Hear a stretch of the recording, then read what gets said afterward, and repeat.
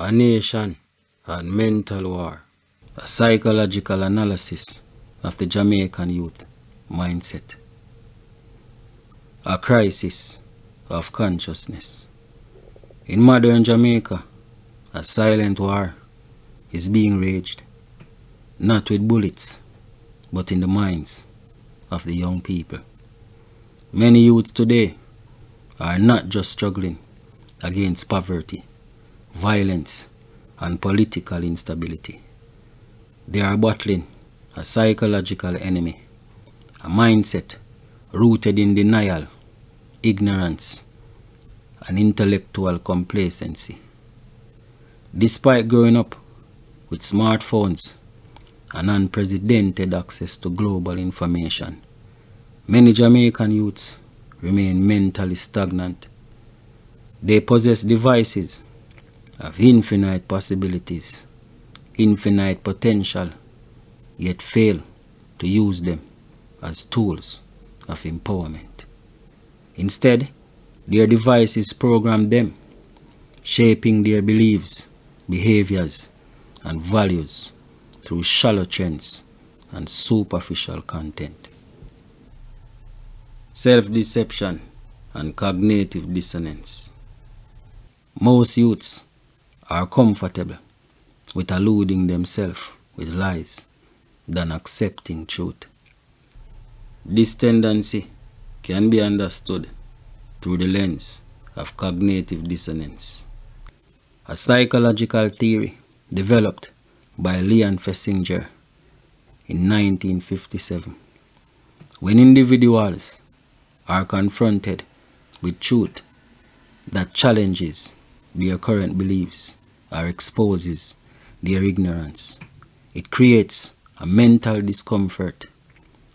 To reduce this discomfort, people often reject or irrationalize the truth rather than confront it.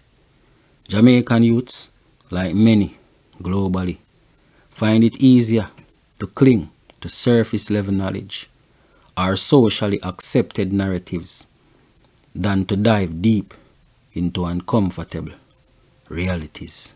For example, many claim pride in being Jamaicans, yet have never read or questioned the Jamaican Constitution, the very document that governs their rights and freedoms.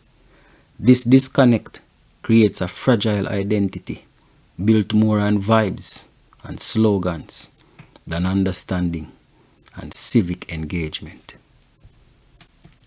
The illusion of knowledge and the Dunning-Kruger effect. They act as if they know something when their knowledge barely scratches the surface. This behavior aligns with the Dunning-Kruger effect, a cognitive bias where individuals with limited knowledge overestimate their competence. Youths may assert strong opinions on politics, history, or finance without any foundational study because they feel informed through memes, influencers, and casual discourse. They never seek deeper understanding. This overconfidence blocks humility, curiosity, and growth. Smartphones and digital amnesia. Even in a time when almost everyone has a smartphone, they don't do deep research for historical sense of self. What could have been a renaissance of thought is becoming a digital prison. Psychologists like Nicholas Carr have discussed digital amnesia. This phenomenon, or the phenomenon where individuals offload cognitive efforts to technology and lose the habit of critical thinking.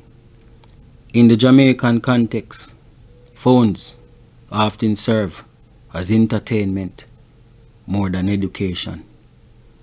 Rather than using the internet to understand Marcus Garvey's legacy, Bob Marley's philosophy, or the social engineering of the 1980s. Youths are consumed by TikTok, dances, gossip, and trending slangs. Their devices shape them. They don't shape their devices. Cultural apathy and historical amnesia. They don't learn from the past and have no vision. There's a visible disconnect from historical consciousness, a key trait of any self-actualized society. In post-colonial societies like Jamaica, erasers of historical truth is a powerful tool of control. When youths lack an informed identity, they become more malleable to external narratives, imported ideologies, and cultural self-hatred. The average young Jamaican may know more about American pop culture than the Green Bay Massacre, Michael Manley's Democratic Socialism, or the Saga era CIA influence and garrison politics.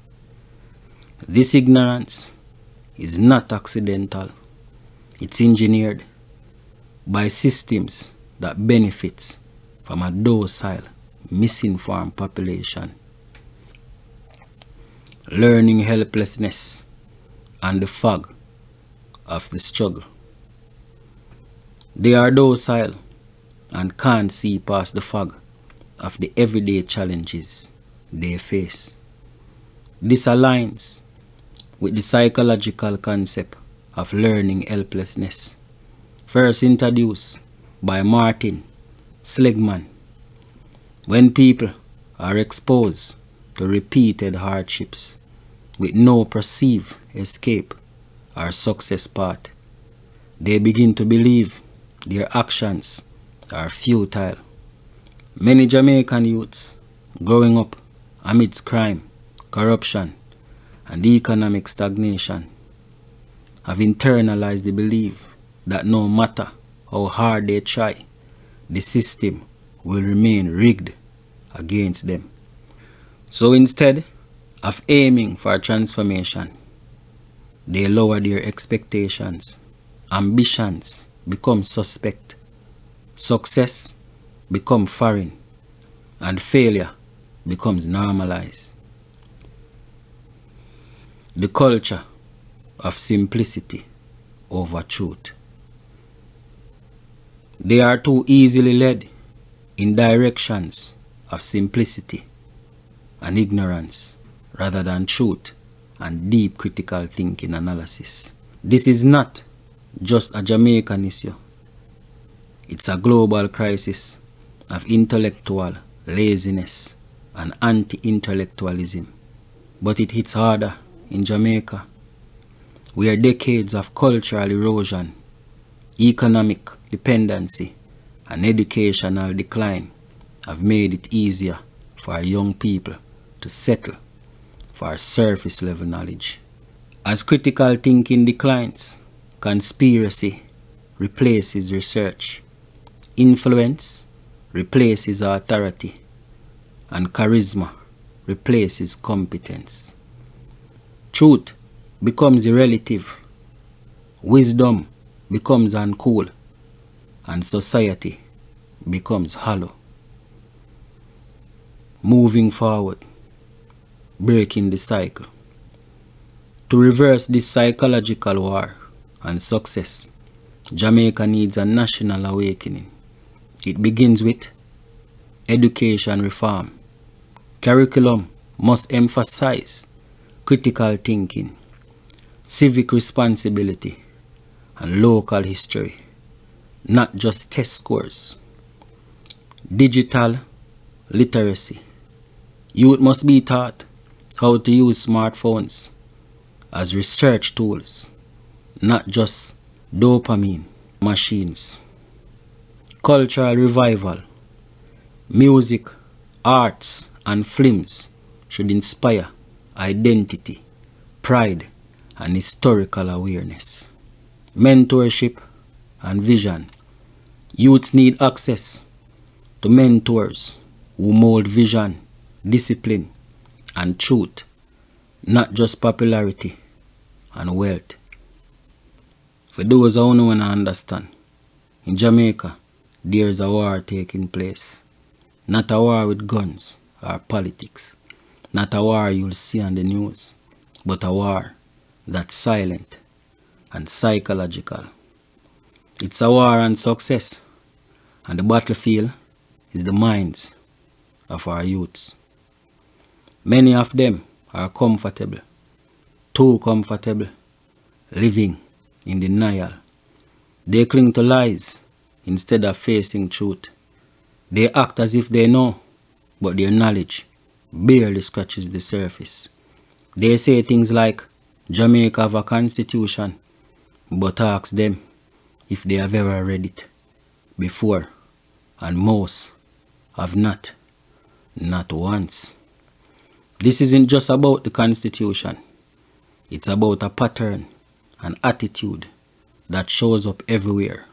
From how they use words to how they see money, politics, religion, even themselves. They have the world in their pockets, smartphones that can unlock libraries of truth. But instead of programming their phones, they let their phones program them. Entertainment over education, noise over knowledge, convenience over critical thinking. And maybe it's not entirely their fault. Decades of cultural erosion, broken leadership, and a watered down education have created a generation floating in the fog, a fog of poverty, pressure, and passive living. We call it laziness, but psychologists call it learning helplessness. When people stop trying because they no longer believe it matters. Why read history if no one teaches you what it means? Why speak truth if everyone laughs at it? Why dream big when success feels like a foreign language? This is not just ignorance. This is a mindset crisis.